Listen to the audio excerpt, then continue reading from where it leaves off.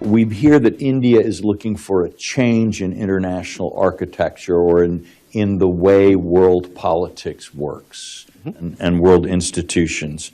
I've also heard India described as a reformist rather than as a revisionist power.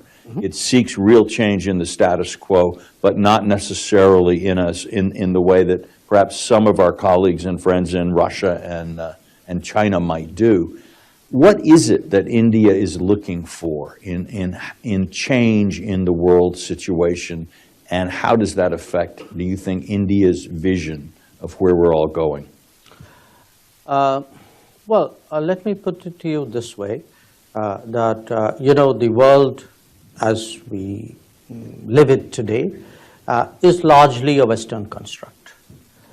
Now, if you looked at the world architecture, to use your words, there's been obviously enormous change in the last 8 years. If one looked at the major economies of the 1940s and 50s, they are very different from the major economies today, and nothing illustrates it more than the G20 itself. The list of the G20 will tell you is the easiest way of actually getting a sense of the changes in the world. Now, for India, when we confront a largely Western created architecture, obviously we would like to encourage and facilitate and induce and pressurize changes which are badly needed. But it is done to add a non-Western layer and a input. So I make this very important distinction where India is concerned. India is non-Western. India is not anti-Western. So when we speak about, and I give you an example which we discussed even at the G20. It's very clear today that if we are serious about climate action, if you are looking to sustain, to ensure that sustainable development goals are well resourced, then somewhere we have to find the financial muscle for that.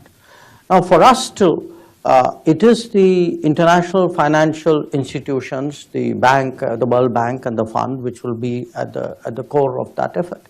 So a lot of what we are seeking to do is to improve and, I would say, refresh institutions, make them more fit for purpose.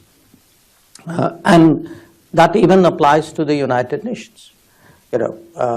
We do believe today that, a United Nations where the most populous country is not in the Security Council, when the fifth largest economy is not there, when a continent of 50 plus countries is not there, that United Nations obviously lacks credibility and to a large degree effectiveness as well. So the whole, when we approach the world, it's not with a, sort of pull down the pillars kind of approach. It is very much, what can we do to make it better, fitter, efficient, purposeful. That's the kind of mindset we bring to bear.